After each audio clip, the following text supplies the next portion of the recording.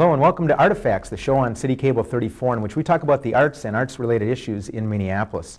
Later on we're going to be talking with some folks about the Phillips Unity Pow-wow that's going on later this month, and we'll meet Jacie Knight from the Youth Performance Company and continue our series of discussions with some young artists who are working here in Minneapolis. And we'll see some shots from the Pilot City murals up on the north side. But first, it's my pleasure to introduce a guest in our series of discussions with candidates for the office of mayor here in Minneapolis. John Woodley, thank you for joining us here. Phil, it's great to be here. And John, just as a way of introduction, I know that you are not only running for mayor, but you're also a former mayor. You were the mayor of Wabasha, Minnesota.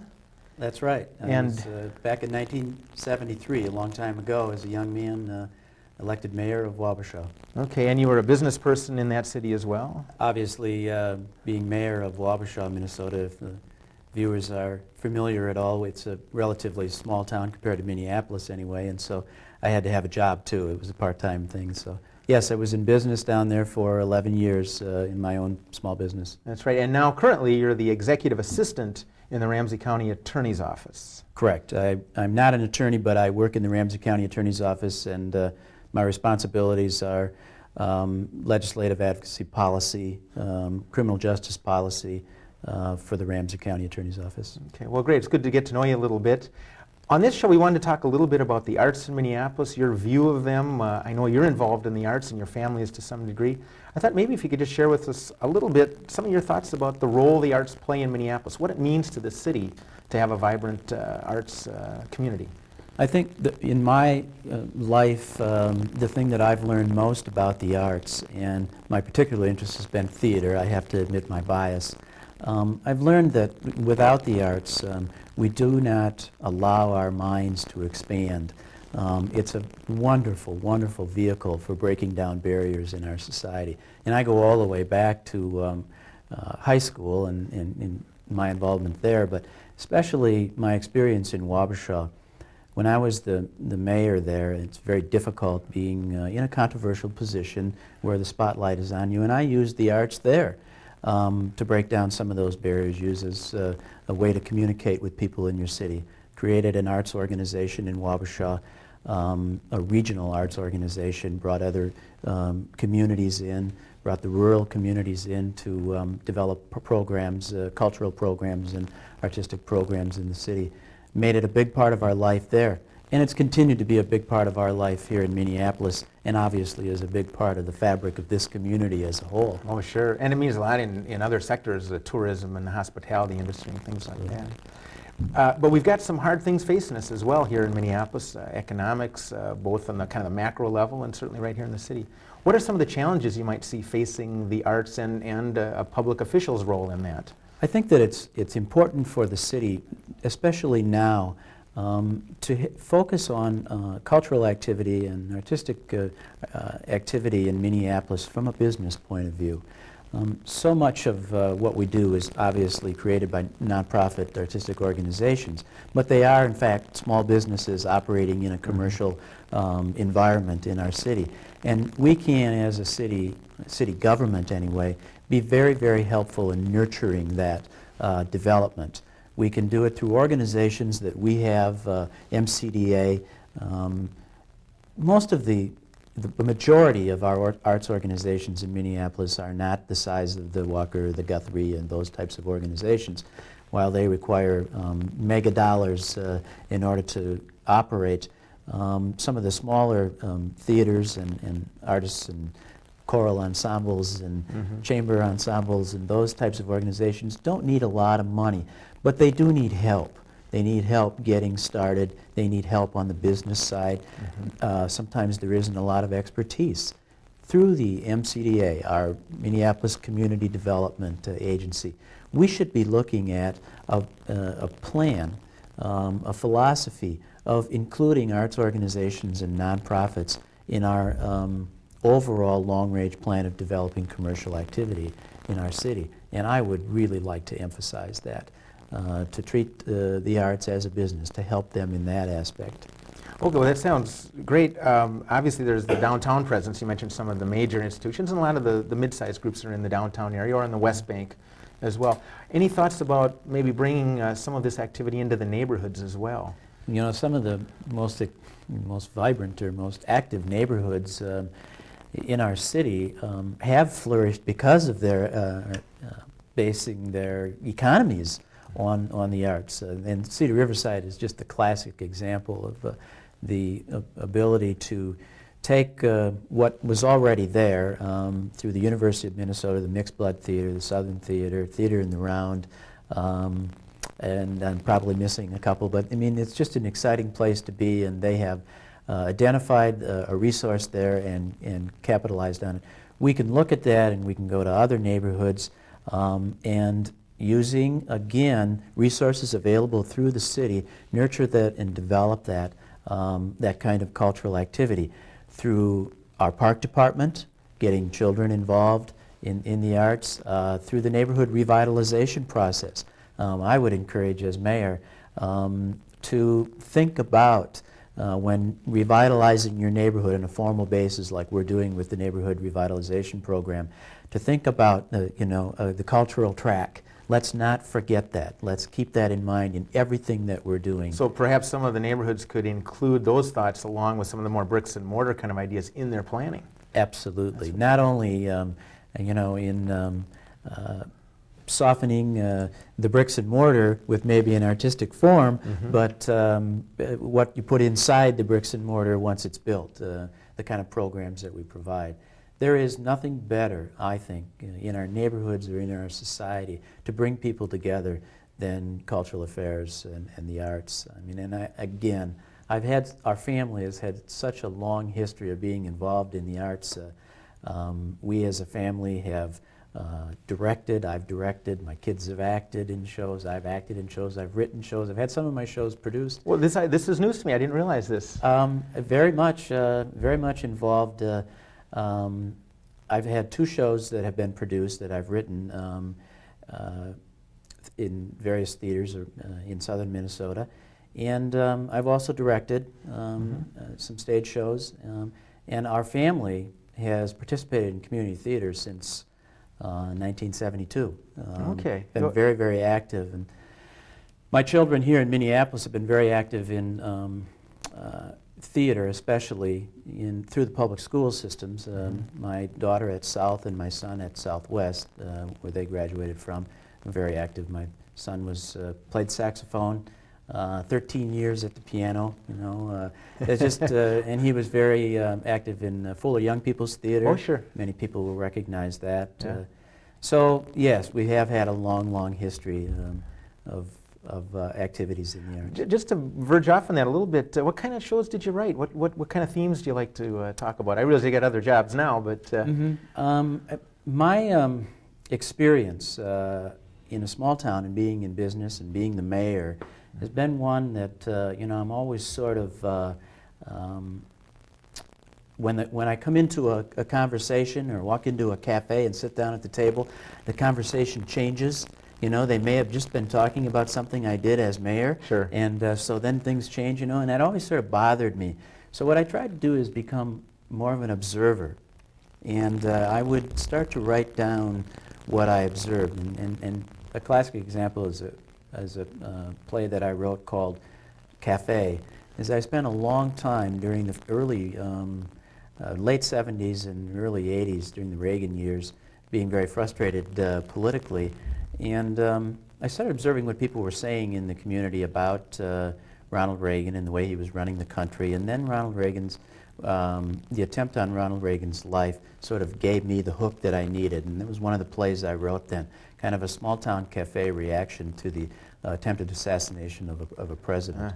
And I basically took a cafe that was in my mind and put it on the stage and developed some characters and centered it around the attempted assassination. That was one of my most successful endeavors. Could we expect to see any of that same kind of insight were you to be mayor of Minneapolis here and some of your business dealings and the negotiations? I think that's one of the things that the arts teaches you to do, to be observant and to see where people are coming from and try to understand where they're coming from and not be judgmental right away, to be there for the long haul and kind of understand where people are coming from, and then once you understand it, hope that you can tolerate it. I mean, that's what we need to teach here, and especially I think that's real vital to the future of Minneapolis. We need to teach tolerance among our within our neighborhoods, within our institutions, the police force, public works, or wherever. And the arts are so good at that. I, in fact, Phil, am involved with the Mixed Blood Theater here in Minneapolis. I've been on their board of directors for about 6 years now. And that's one of the things that we're trying to do. About 4 years ago, Jack Ruler at the Mixed Blood Theater and Syl Jones, a local playwright, I actually hired them to develop what we called an entertainment play for the Ramsey County Attorney's Office, having to do with cross-cultural communication, problems that we have in law enforcement in dealing with other cultures and other races. And we kind of thought maybe we weren't too good at it. And that's half the battle, recognizing it, and then doing something about it. And we used the Mixed Blood Theater to come in and develop some training and develop a dramatic presentation that was fairly provocative, that really got us thinking, and then we went into long-term training after that. And that, in turn, has been a very successful sort of cottage industry for the Mixed Blood Theater since. Well, John, I think that's a refreshing mix of the art, the theater world with law enforcement, as you say. Absolutely. That's great. John, unfortunately, we're out of time. Very glad to have you on the show. Thanks for sharing your thoughts with us.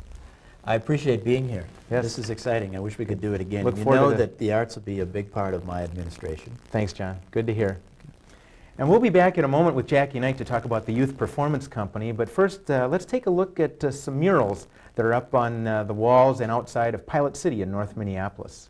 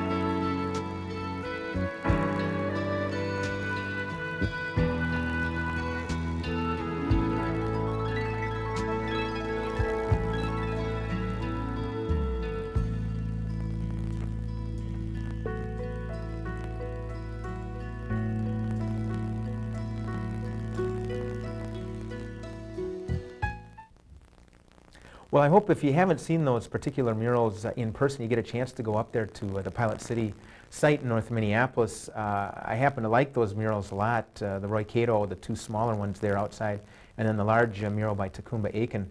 One of the reasons I wanted to get those shots on this show was that we stand to lose those murals due to some construction. If you have an opinion about saving those, why don't you give a call to the City Cable 34 hotline, 673-2234. Let us know what you think. I hope there's a way we can save those.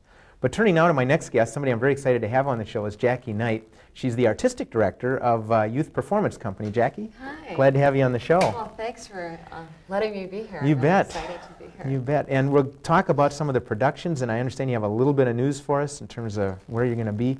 But let's just get a little background on Youth Performance Company, the who, what, when, where, and how. What do you do, Sure, and where do you do sure. it, and all that? Well, Youth Performance Company was founded in 1989, and we were under the umbrella or part of Theater in the Round. And for the past 4 years, we've really focused our attention on programming, obviously for youth, hence the name. We do a 5-play season. In addition to that, we offer classes and workshops for young artists between the ages of 9 and 21. I think that the thing that maybe sets us apart or makes us a little bit unique from other youth companies is that most of the young people involved with our company are between the ages of 15 and 21. So we're a little bit older, and because of that, we have really tried to gear the programming to fit some needs and challenges of theirs. We're a company that really tries to truly empower young artists between the ages of 9 and 21. And the way in which we do that, besides having performance programs, is throughout the year we have opportunities for young artists, be it directors, choreographers, composers, or whatever, to actively try to get their work produced. Well, that's excellent. Why did you choose what I might call the kind of the older adolescent? Now, 9 isn't all that old, but as you say, the 15 to 21 age. Well, interestingly enough, I think they chose us. When you start a company out, you're really not sure what your personality is going to be. I mean, that's kind of part of the process. We knew that we wanted to, concentrate on youth development through arts, but we weren't sure necessarily, what age group within that range we would draw. My history in working with other youth companies, it's primarily been 9 to 13, even though the programming is offered, up to 18 or 21. And like the first show that we did, the first show that we held auditions for, we just happened to have a lot of older kids that came in and auditioned.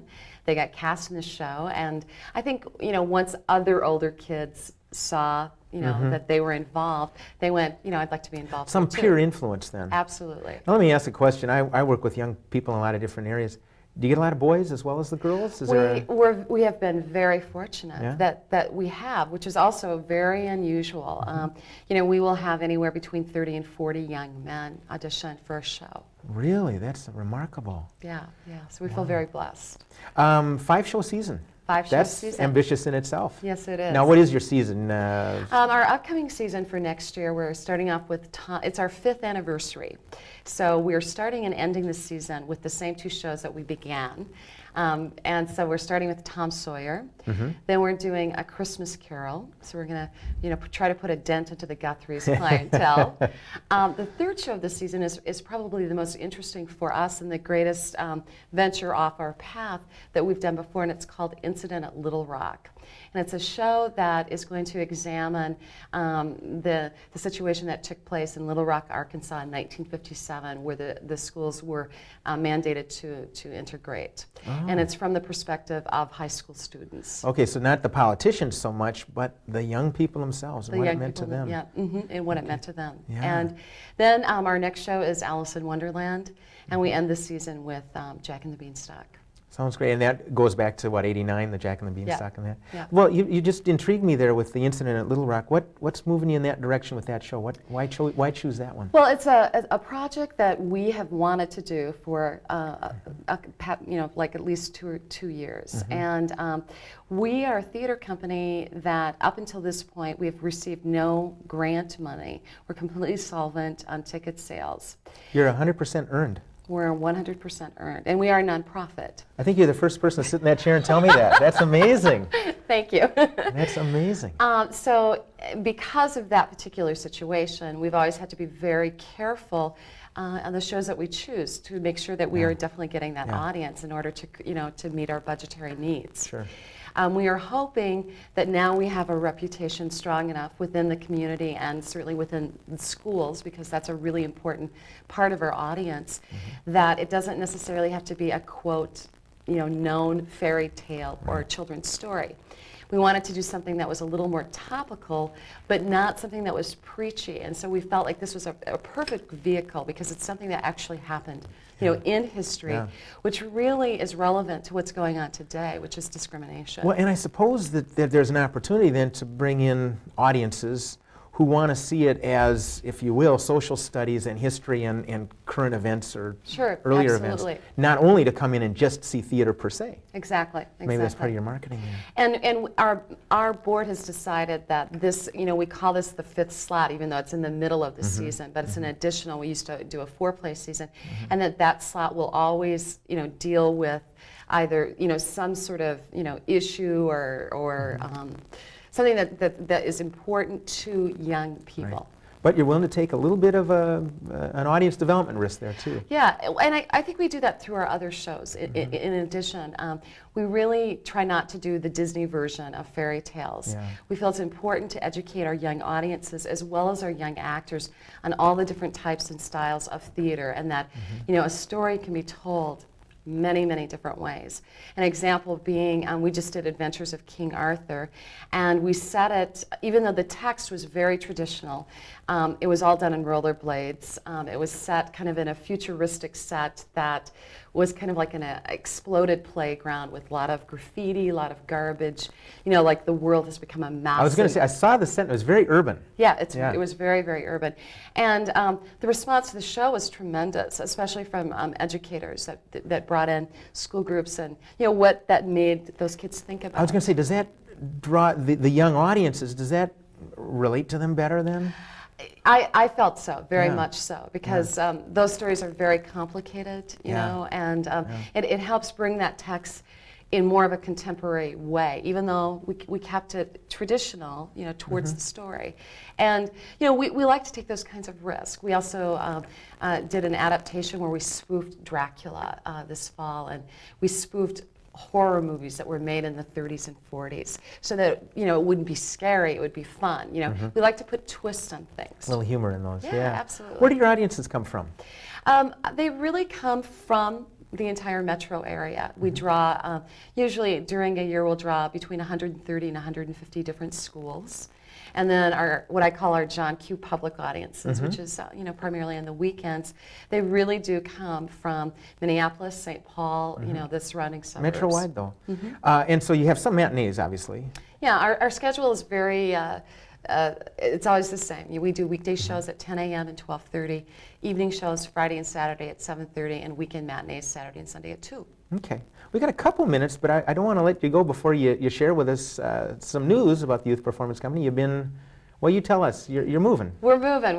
Yeah. We have been very, very fortunate for the past 4 years to be under the umbrella of Theater in the Round, and they've been extraordinarily generous in helping kind of birth this company. But now we're kind of in our toddler stage, and we're ready to take off with our own steps. And so we will be going independent as of July 1st, which means that we're also moving into our own rehearsal space and office location.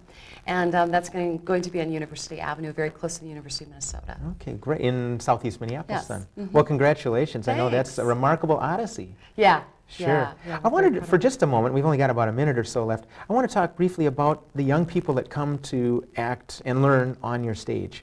Where do they come from? Who are these young people? Well, again, they draw, again, it's a very wide draw from the entire metro area. And I think the thing that really cultivates the program is their empowerment. Like every summer they do their own show where, like, for example, during the year they hold a playwriting contest. They completely produce it, direct it, do the costumes, do the set. We really let them take over the theater company in the summer.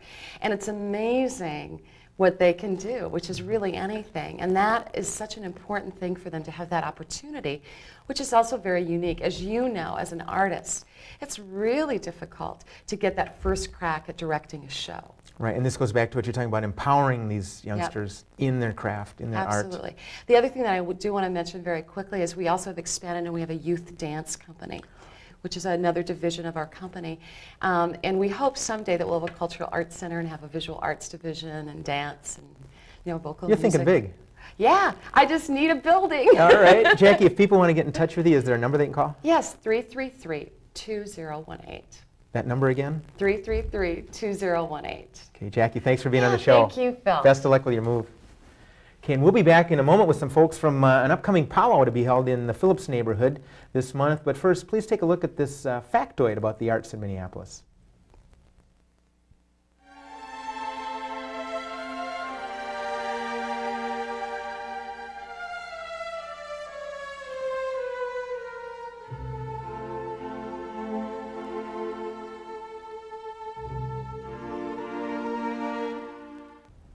And welcome back. I always find those facts kind of interesting, and in this case, it might sound like a small amount, but when you multiply that times all the households in the United States, that adds up to be a lot of money that people donate to the arts. Well, and in this segment, I'm going to introduce a number of people who are involved with an upcoming event in the Phillips neighborhood, the Phillips Unity Pow-wow, and there's a lot more to it that they'll discuss with us. But I'm happy to introduce Jerry Northrup, Sharon Jaffe, and Donn Vargas, who are all involved in different ways with the powwow coming up in the Phillips neighborhood. So thank you all for joining us on the show. And maybe we should just start right off, and we'll get back to it later, but when is the event, and where will it be, and some of the basics?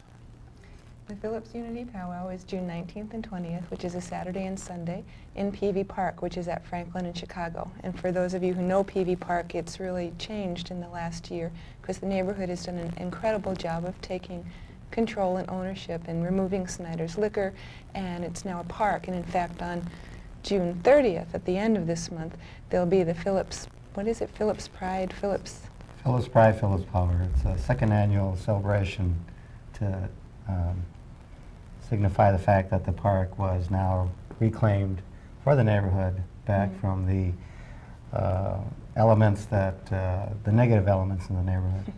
Well, I really agree. It's really a pleasure to drive down there, and then right across the street is that new little shopping area there. And at about that time, I'm not sure when it'll be unveiled, but there's going to be a new gateway That's it, June 30th. at that same event. Yeah, and that's a mosaic that kids are working on right now. Oh, I didn't realize some kids are involved in that. Yeah, they're making this mosaic at, you know, in the old apple bombs over at 10th and Lake. And it'll be unveiled June 30th, which is a Wednesday night. Yeah, Rafala Green is the lead artist on the project, and she's been working with Marilyn Lindstrom with the Safe Art Spot and some youth out of Four Winds School. And they started working in this past winter at the Four Winds School, getting the preparation together. And then as Sharon indicated, that they're over at the former IGA shopping center on Lake Street, where they are constructing the benches that'll be placed in the park area right on the corner of Chicago and Franklin. Well, I'm looking forward to seeing that. I realized, too, just a little plug, that that's part of, or some of that came from the Arts Commission's Gateway Projects program. Exactly. So it's very exciting. They're one of the first sponsors of the project. Well, congratulations. Well, I want to move right back into the powwow, and it has a theme about unity. Can maybe we talk a little bit about that and what the... You want to tell what the unity, how you explained it before, of the different cultures? Sure. Well, where this powwow came from was the Tiny Top powwow that happened in January at Four Winds School, which people of Phillips and Leech Lake put together, and Four Winds School. And Julie, who works in the pop office, and Shada Bouillot Bay Hammond, who is the chairwoman of People of Phillips, and I, we were watching the powwow and just really enjoying the young kids dancing, and really, for me, it was quite wonderful always to see a community dance and survive the genocide that they have to endure. And we all were like, oh, and Shada's a dancer, and she wanted to share her dance. And Julie thought this was incredible, and she wanted to see and experience Shada's dance. Maybe the organizer said, let's do it. And so Julie just took this on and is doing an incredible job. And so the point is to create a place in Phillips, in the park, that was trashed and is now, we're moving into it and making it a wonderful place for us, and to share our cultures, to break through our, I don't know my neighbors, all of them on my block, and I am aware that, there's black people, and there's Hmong people, and there's Native people, and I'm a Jewish person, and there's white people, and it's like, there's a lot of things that keep us separate.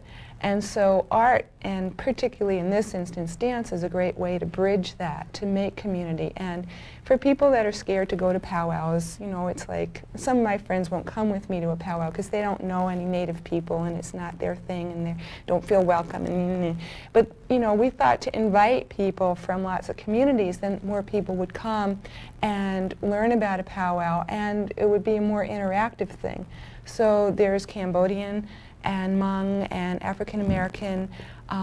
There's young people dancing, there's older people dancing, there's European American people. Heart of the Beast is going to dance Saturday night. I noticed some communities that I wasn't aware were part of the Phillips community, the Tibetans and the Cambodians, and you also mentioned, I think in the press release, the gay and lesbian community be involved and things like this. So. Yeah, in lots of different ways. We're We were going to honor Karen Clark for the work she's done on the lesbian, gay, bisexual, transgender human rights bill, but she's out of town that weekend, so we're kind of like trying to be creative and figure out how to include. Plus, it's a long thing to put on the press release. Oh, Just that. really, it's like, oh, okay. Well, I want to talk a little bit more about what people would see and what they could experience there, but I wanted to jump over to Jerry and give us a definition. I think a lot of people are unaware of what a powwow is, or maybe the tradition of a powwow. Can you tell us a little bit about it? Well, in the Native community, the powwow means just the gathering of people. Mm-hmm. And at 1 o'clock on the 19th, we will begin this this powwow with the Native people making the grand entry. And then every hour, probably on the hour or around there, will come in the different dances by the other cultures. And also at 2 or 3 o'clock, after the grand entry, there will be a bingo for the elders of the people of Phillips. Mm-hmm. And that'll be held in a separate place. If it's hot that day, this place is air conditioned. They'll get their free drinks or their cold drinks. So it's kind of, in a way, too, honoring our elders. Sure.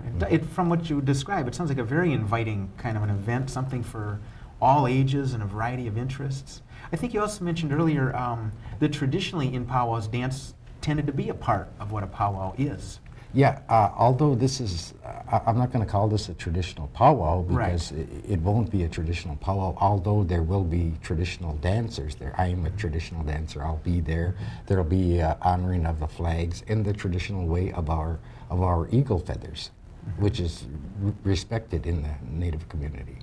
And the staff in flag will be there. I'll be bringing my brother's flag, who was killed in Vietnam, honor for that, and honoring the people too, honoring the different veterans, which we do at all powwows. Sure, sure. So the dance in your case comes from a certain tradition, and you mentioned Shada Boyobe Hammond. Mm-hmm. As I understand, she does West African dance. Mm-hmm. Who are some of the other performers, and maybe that's a misnomer, but other folks that will be sharing their culture and their art forms? Well, Shada does traditional African dance. That'll be Saturday afternoon. And then on Sunday afternoon, we're really pleased that the Falcons, this is a urban African-American girls dance group with African-American guys drumming behind them. They were one of the highlights of the May Day parade, if you remember May Day. And so that's one of the wonderful things. Kids will also be dancing Saturday. The Mexican-American kids are going to do an indigenous Mexican dance to bridge their cultural things. Do you remember their names? I'm going to guess, is that Ballet Mexicano Infantil? You can guess, yes. Okay, I've seen them perform in other places. It's a great group. Well, this sounds like something a lot of fun to come to. Donn, I wanted to talk a little bit about Phillips as a cultural community. You mentioned the Safe Arts Spot, which is up on Lake Street. Obviously, this park is being programmed and accessible. The Four Winds School obviously has a lot to do with culture. Right. Can you tell us your vision as a leader in the community about Phillips, your sense of hope or the future for it? Well, I think one of the key elements in the Phillips neighborhood is the fact that it has such a diverse community and rich cultures that reside within the boundaries of the neighborhood. And as a consequence, what we thought we were wanting to do was try to capture this and try to use this as a way to not only empower the residents, but also to try and, as Sharon indicated, bring people together so that people can get to know one another's cultures, and as they become more familiar with one another, the mystique and the mysteriousness disappears, and then they understand that they're individuals just like themselves with no secrets, no hidden agendas, and as a consequence, this really brings out the hope for a more friendly atmosphere. Another thing that we're trying to accomplish is on Franklin Avenue, there's a former theater that was, it's an old-time theater. Back in the 1800s it was built, and it was used for first-run stage production, and then it went to a movie theater. And then during the 60s it fell on hard times. It was closed recently, and the city bought it. Well, the neighborhood groups are trying to purchase it from the city and renovate it and turn it into a neighborhood cultural center of sorts. We're calling it the New Franklin. And there's a group of residents that meet on a monthly basis to discuss the programming as well as the the whole rehabilitation effort behind this. We do have monthly meetings, and if anybody's interested, all they have to do is call our office at 874-1711, and we can put them in touch with the people that are coordinating this effort. But hopefully, when this theater is back up and running, we're looking at a production date of around December of '93. We'll be able to use this also as a focal point to draw in traditional artists and neighborhood artists into the neighborhood. And we're also looking at this Unity Pow-wow as becoming an annual event. Well, we'll be able to do two things. One, use the theater performance space as practice space and also as preparation space for the outdoor theaters and outdoor powwows that are happening during the summer months. This all sounds very exciting, and when I think, kind of visualize the neighborhood, the community in my mind's eye, I mean, you've got the Avalon up on one side, you'll have this Franklin Theater. I was very surprised, as early as the end of this year, you hope to get that up? And Hopefully. We're projecting it for December of '93. We've already got somewhat of a schedule planned out, and now it's just a matter of getting the rest of the pieces in place, the financing needed to do the necessary interior rehabilitation. We're going to leave the outside because actually the outside is a fake front. We're hoping to remove the false front, and behind it is the original outside of the building that was built in the 1800s. And it's really beautiful if you could see it. so it's going to be a real landmark. It is. Once you It is going to be really quite a sight. We have it scheduled for 3 different phases. The first phase would be to get the theater back up and running. The second phase would be to expand to the east and develop some additional space for production use. And the third phase would be, this is the pie in the sky phase, but it's to open up a outdoor restaurant on the top of the building. It's a flat concrete roof, and it would hold an outdoor restaurant of sorts. And at night, when you get up on the roof, you can see the sky lights from the building. Sure. And they're all lit up. There's no obstructions there, so it looks Sounds like a really great nice. idea. And when you say pie in the sky, you almost literally mean you could have pie up in the sky. Exactly. We could call it the exactly. Pie in the Sky Well, Restaurant. now we've got just a moment. Thank you. Yeah. But I want to, Sharon, if you could run those dates by us once Sure. more, and maybe repeat the number that Donn just mentioned if people want to Sure. hear about the powwow. Sure. Well, the Phillips Unity Powwow is Saturday and Sunday, June 19th and 20th. The grand entry times are 1 o'clock on Saturday, 7:30 on Saturday evening, 7 on Saturday evening, and 1 on Sunday. And there'll be dancers from different cultures during, the time of the powwow. Sure. There'll be a feast at 4 on Sunday. And if you want to volunteer or whatever, you can call 874-1711, which is the People of Phillips office. Great. And also, I should also remember about the bingo for elders. Jerry also works for the Minnesota Elders Council. And that's at 3 on Saturday in PV Park building. Great. And all the events are at PV Park. PV Park, yeah, Okay. a place to be. Well, thank you all for being on the show, and Sharon, and I hope people get over there and see it. Jerry, thanks for coming on. Sharon? Thank you. Yeah, Don? Thank you very Look much. forward to seeing you there. Great. And we'll be back in just a moment with a couple more guests. But first, we reinstituted our Artifacts question last month, and we're going to run for you the person who called in with the first correct answer to the question that we had last month, which had to do with where is this sculpture located? Hello, is somebody there? I know the statue to be the Father of Waters down in Old City Hall. I don't know the name of the artist. I'm David Lawrence, Lawrence.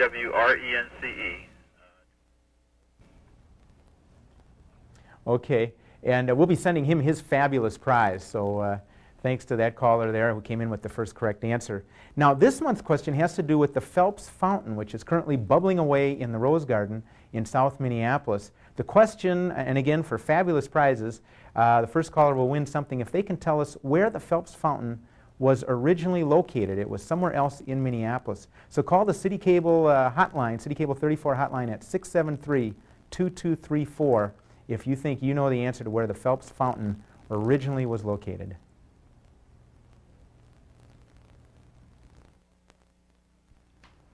And welcome back. If you think you know the answer to that question, by all means, phone in the City Cable hotline and win a valuable prize. This is an example of the mysterious valuable prize. Actually, it is a collector's item somewhere in South Minneapolis right now. Well, this is a segment of the show that I always look forward to because I get to have a little more of an in-depth discussion with a couple of guests. And I have with us today Dave DeBliek, who is a dancer, and he has acted and also teaches. And then a friend of mine, Denese Sanders, who operates Below the Surface Printmakers Atelier down in the Warehouse District. And we're going to talk with these folks about what they do and some of their inspiration maybe and what got them to doing what they're doing. So thanks for joining me. Dave, let's start with you.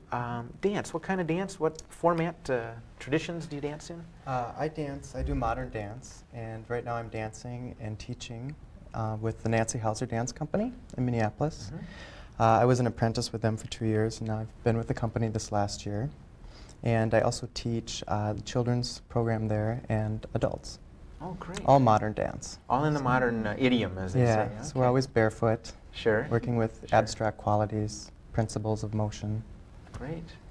But you also have done some acting, you were telling me earlier, but you kind of laid that aside a little bit right now? Yeah, I studied theater at Augsburg College, graduated from there with a degree in theater in '88, and worked with a few theater companies here in Minneapolis with City Stock Theater Company and Teatro Latino. Oh, all right. Yeah. Great.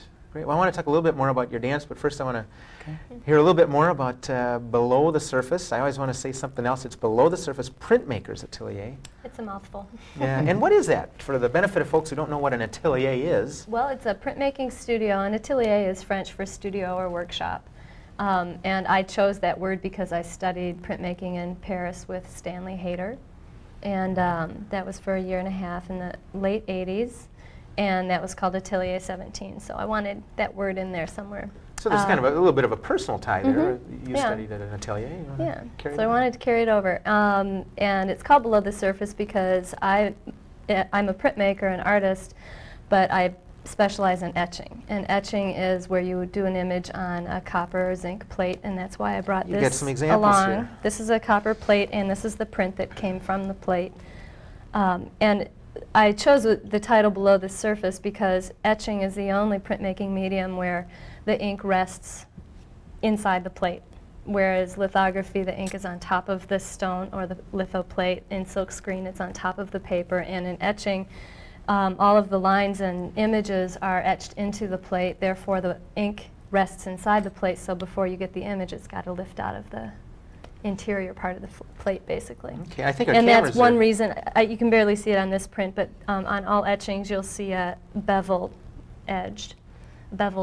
You sometimes see that in a monotype too if it's gone over the edge of the plate. Okay, and you can see where that begins here on the plate itself. Because there's an extreme amount of pressure that the plate is rolled through a press with a lot of felts on top of it, so it indents. The paper is damp also, so it basically indents it deep enough to pull all of that ink out of the lines.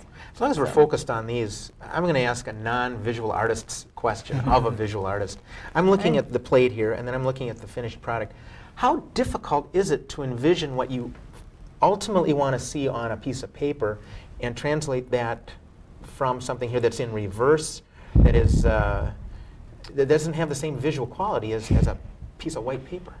That's absolutely true. It's one of the things that people either love or hate about printmaking. Okay. It's one aspect. There is a lot of technical things that you can do to really visually see what the image is going to be beforehand. You can use transparent paper, turn it over and look at it and see if you like the direction of the image. You can look at it in the mirror. But I'm guessing you designed for this as a Well, result no, rather than starting here? Okay. I don't work that technically. I okay. generally will just draw. I'll draw something, I like the way it looks, and then I have to think on the technical aspect. Well, if I draw it just like this on the plate, it's going to look backwards once it's printed. So I have to do some thinking, but generally I'll come up with what I like. So usually I will do a drawing, or if it's from a painting or something, I will look at that painting really hard at it just like this, and then I'll look at it really hard in the mirror. And if it's better in the mirror, then I'll go ahead and put it on the plate that So is there direction. literally a mirror down at below the Oh, surface? absolutely. Okay. It's kind of on the floor in the corner right now. But it's a tool. It's a tool of the It's a trade. tool, and in fact, I learned way back when I first started printmaking that a print studio without a mirror wasn't a serious print studio. Good for you. And I'll be honest, there's been many print studios I've been in that don't have mirrors. Interesting. And you grade them kind of like AAA. You can go right in and That's say, right. hey, no mirror. No mirror. Now, you've no got another mirrors. example you wanted to show us here? Sure. This is This remarkable. is more recent. This is kind of a series that I'm working on right now. This is done on a zinc plate, and the color differentiation on both of these is called sheen collé, where you take a lightweight piece of Oriental paper or Western paper, and you actually glue it. Well, it's printed on, the plate is printed onto that piece of paper, so you kind of see the edge here. And then it's glued to the backing paper. Fascinating. And this piece is called Solitude. I've been working on a series of images that have been real inspired from a whole different change in the direction of how I want to express myself. I've done some study with runes, which are rocks, kind of an oracle in rocks. I love rocks. And it's a much more abstract way for me to kind of express a healing that I feel I've gone through in the past several years, that I feel like the whole world is at a point where healing is real important. And I kind of looked back. I don't study hieroglyphics, and I don't study calligraphy, so to speak, but I've always loved it. And I've always thought, especially calligraphy, Oriental calligraphy is just beautiful. And I always thought, I wish I could do ... And then one day I realized, well, I can do that. And this is certainly inspired partly by that, that tradition. Absolutely. And so it's really freed me up a lot. I've been doing mostly figurative work all my life, really, until this series last year. So. Well, looks great. Dave, let's talk on your side a little bit about inspiration. I Abstract. think of, and again here as a non-dancer, I think of the modern idiom in dance as very expressive, in many ways abstract. What informs the art that you try and put on stage or with your young students? Yeah, I like to think of dance as a visual art also, and go through some of the same problems in the process of when I work as a choreographer, of how is something going to appear on stage. Maybe I'll start with an idea in my head or think of some movement, but it's always different when it's on dancers or on yourself. And that's a particularly interesting problem when you're working as a soloist choreographing something. You don't have that outside eye. But most of my inspiration when I choreograph and teach is I start with basic elements of motion. Maybe I'll work with swinging motion or a weighted motion or a light as opposed to a heavy motion. And I kind of start with those basic qualities and then improvise within them. And then I'll come up with a dance, a piece of choreography that maybe has some emotional elements to it or a storyline to it. But I generally start from that base of, pure movement. Do you work frequently with other people in your choreography then? Yeah, I do. I dance with the Nancy Hauser Dance Company, and there are 6 of us in the company. And every February we do a show of just the company members' choreography. And so that at that time we have the opportunity to work with each other as dancers, and choreographers. That sounds supportive in itself. That's Yeah. Right. Yes. Now the studios, for those who don't know, are where? They're on the corner of Franklin and Hennepin, right Okay. above Birch Pharmacy in Okay. Minneapolis. We have the 2 floors above there. Sure. And the company's been around for 32 years. Yeah, So, we've I been remember in it way back when it was Minnesota for a long the time. Guild of Performing Arts Yeah, back on on the the West West Bank. Bank. I've heard many stories. I've Yeah. only been there for 3 years, but there's Sure. quite Well, a rich it's certainly history. one of the pillars of our cultural community here in the Twin Yeah. Cities. So Yeah. that's great. Where are you from? What got you to Minneapolis? I grew up in a small town outside of Rochester, Minnesota, called Byron, and it's doubled in size actually since I moved. But I moved to Minneapolis about 9 years ago to go to college, Okay. and have pretty much stayed here. That's Fell in love right. with the culture. Yeah. It's kind of hard to be a dancer in any place other than a larger city if you want to perform. Yeah, yeah. You obviously take your love almost anywhere, but to Yeah. choreograph or find other people to Yeah. work with, I suppose. And the college was, I think you mentioned Augsburg Augsburg. College. Was it the theater department or a particular? Well, actually, I started off studying pre-medicine. Oh, okay. And, about halfway through college, decided that it was okay to let myself actually pursue a career or study in the arts. So I studied theater. And then a few years after I graduated, I decided again that it was okay to let myself study dance. You know, I'd always had this perception that to have a career in dance, you had to start training as a child or young person. And I was about 24 when I realized that that was kind of a myth. Yeah, I was going to say, that seems to be a myth that maybe it's been shattered a little bit, that you Yeah. don't have to start when you're 5 years old. No. Yeah, I suppose if you want to, you know, be a ballet dancer or, you know, real technical dance, it's important. But for modern dance, I teach classes when I have with people that are 50, 60 years old. In summer. Now, you also said before we got on the show here that you teach and work with people, kind of special audiences, special populations. Yeah, I've done a lot of work with community service organizations here in Minneapolis. I've worked with some drop-in centers for adults with mental illness, working with a partner of mine, teaching creative dramatics and movement. We've gotten some funding from the Minneapolis Arts Commission to do a couple series of workshops, and I've also worked with some very young children with emotional and behavioral problems, teaching them dance and movement, and helping them to find some relaxation techniques through movement. And also adults with developmental disabilities. Wow. And adults with hearing impairment. Now, to some degree, that helps pay the bills, I take it. Exactly. I mean, there's some work involved there. It pays a lot more than performing does. Yeah. Yeah, I didn't really imagine myself to be a teacher, but I've really fallen in love with it, and it is a little more lucrative than performing. Well, that's one of the questions I wanted to explore here with both of you. Denise, I mean, you've succeeded in creating your printmaker's studio, and it hasn't been easy. It's been a struggle. You want to talk a little bit about that? You start off with an idea. Why did you want to do it, and what have been some of the challenges? Well, like I said, I studied in Paris after I graduated from Madison in 85. And when I was in Paris, this studio had national acclaim or international acclaim, and it was just a hole-in-the-wall studio. We used a light bulb to heat up a hot plate and an iron in another spot, and there are people all over the world that go there to work and pay their $100 a month to do it. And it occurred to me then that, for one thing, I knew I was hooked and wanted to do etching the rest of my life. So A, I'd have to either buy the equipment, or B, I'd have to pay somebody to use their equipment. And so for me, the logical thing would be, okay, I'm going to buy it. But it's very expensive, and it's if you had a house that you could install it, you know, there. But I was young and didn't have a house, didn't have a marriage, didn't have anything. And so I decided that if somebody else can do it, I can do it too. So I kind of wanted to follow in Stanley Hayter's footsteps and create my own environment. And also it's such a technical and organizational type art form that if you're in a place that's not kept clean, or if it's not organized efficiently, it's really a pain in the butt to do your art.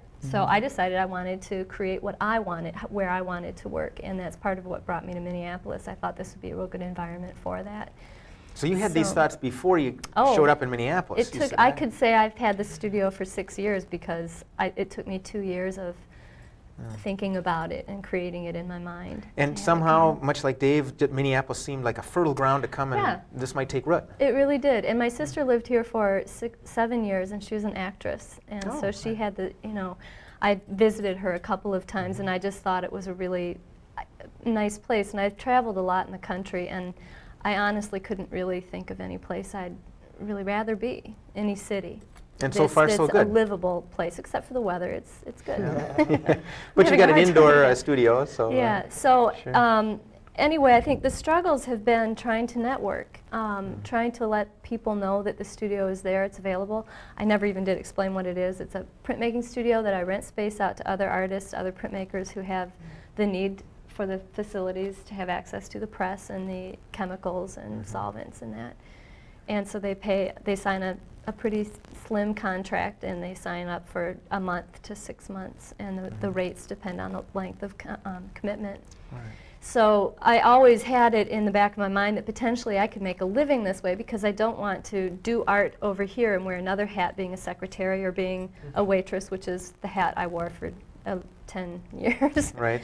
So are you making a go of it now? Well, I'm starting to. It's been a real hard 4 years. We're heading into our 5th annual print show, which will be the September gallery crawl evening. Down I in the think warehouse it's September district. 5th or 7th or something. Yeah. And so that's an exciting time to have it be 5 whole shows or 5 whole annuals that we've done. But it took a long time. The 2 years in between there have been real slim, with people being able to afford to rent the space, and for me being able to afford keeping it going. But right now it's pretty much breaking even, and I'm hoping that we can just keep making good art there, and if it can afford itself, I'll be happy, you know. But part of my idea at the very beginning was, being an artist, I didn't want to have to absolutely make my art depend on selling it for money. Even though that's a wonderful thing, and it is ultimately what I want to do, is to be able to sell what I make. I don't want my life to depend on it. And so I thought if I could have the studio sort of giving an income that way, which brought me thinking about teaching, is that something that I decided to start doing since I had the facilities. I thought, well, heck, you know, I can teach it. And it's been 4 years of teaching people of all ages. You know, I haven't gone after any specific age group or anything like that, but it's really wonderful. It's a wonderful experience to share what you know how to do. We've only got about a minute left, and I wanted to get one question to both of you for a quick answer. Feelings about the future? Hopeful, optimistic? Oh, man. Money is tight. I think that's a little Vacillates hard. from day to day. Some days I think, oh, wow, you know, we've got a new administration in the government. We're going to get some more funding for the arts.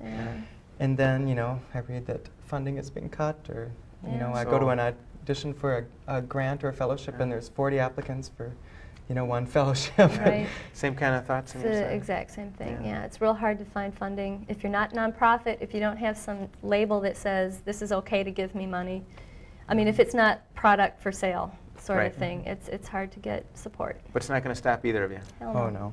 Good for you. We love That's what we great. do. It's inside. Dave, thanks for being on the show. Sure. Denise, nice to have you Thank you. here. Thanks. Well, I hope you've enjoyed the show and the guests we've had on here. If you have any questions about things you've seen or some of the projects or events coming up, give the City Cable 34 hotline a call, 673-2234. And here's a note for some upcoming shows. We're going to probably take the show out on the road, tape the show live at different venues throughout Minneapolis. So if you have any interest at all in maybe being in the studio audience, as they say, we'll have a small studio audience, give a call to the same number, and we'll let you know for upcoming shows where we're going to be. So in a moment, we'll have a short calendar of events happening here in Minneapolis, arts events. Thanks for watching. We'll see you next time. I'm Phill Lindsay.